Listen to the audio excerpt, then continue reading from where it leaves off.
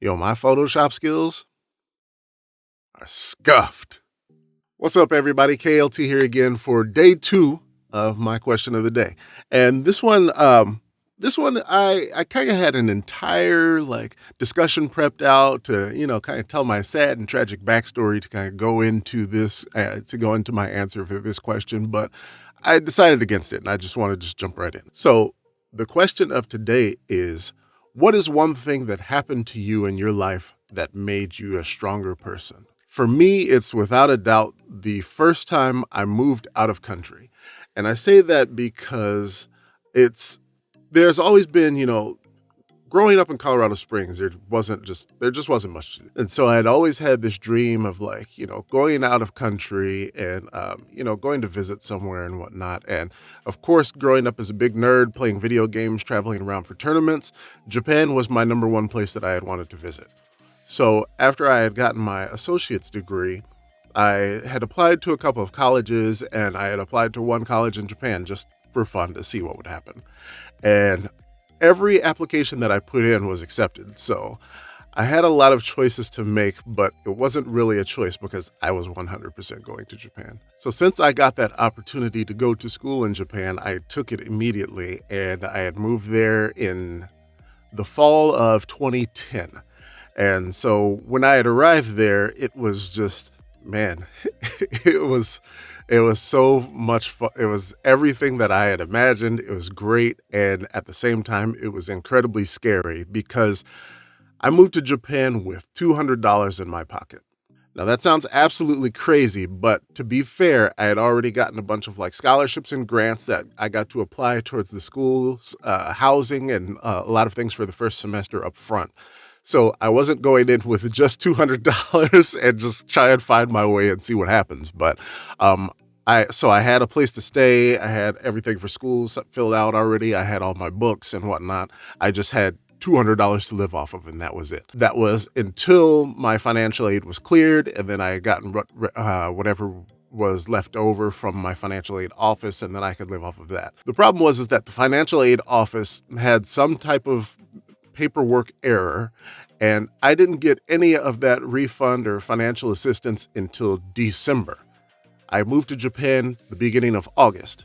See how there's a little gap there that might cause an issue. So when I got to Japan with the $200 that I had total, I had to figure out immediately how to make that budget work until who knows when school was going to get back to me. So it forced me to I was going to school full time because it was required since I was a foreign student that I went full time. But I also had to immediately go through immigration in Shinagawa to get my work permit so that way I can go and start getting jobs so that way I could pay to be able to live in Japan.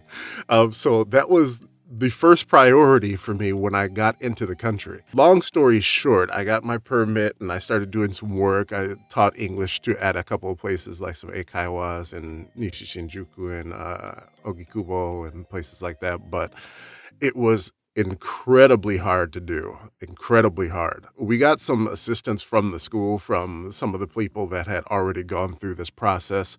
They helped us get our gaijin card, which is kind of like our ID, while we were going to school there. So we got help doing that, but everything else were pretty much on our own. So I had to go to immigration to get my work permit. I had to go find jobs. I had to look for places to stay after our first semester, all these types of things, all on my own.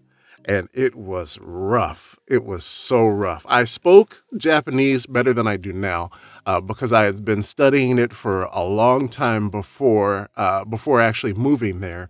So I could understand and I could speak with people, but it wasn't at all perfect. And there's a lot of, I don't really speak English, so I can't help you, sorry, type of mentality when you're trying to do big things like, get an apartment or stuff like that in Japan. So it was incredibly difficult, and having to go through and do all of that stuff just by myself basically was, man, you had to grow up really fast. So living in Japan it was about a year and a half, and having to, go to school full time and go to work full time also. As soon as I got out of school, I had to go to work. And then because we were dumb kids in Japan, of course, as soon as I got out of work, we went to party every single night. So it was nuts. So I was doing all of this every day: school, work, partying every single day for my first semester in Japan.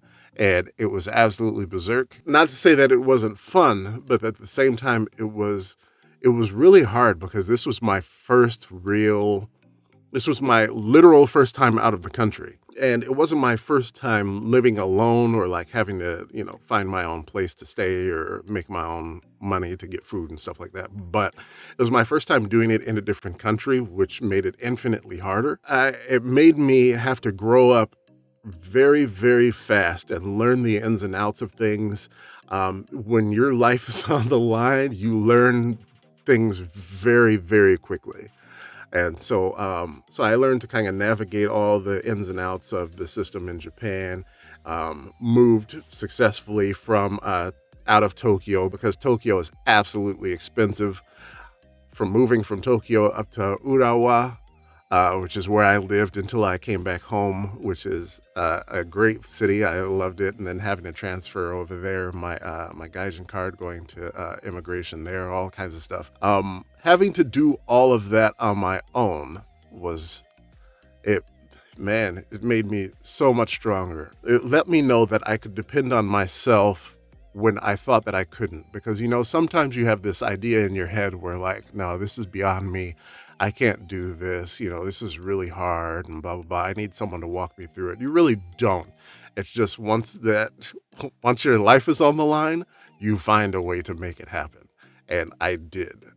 And I did all of that. And I still had so much fun while I was there. I think I may have even had more fun because I had done all of that myself successfully and was able to not die while I was over there studying. So I would say that that's something that's made me a much stronger person. And then moving forward, after I came back from Japan completely, I felt stronger than ever being back in the US where I know everything. And now I know just how to take care of myself even better.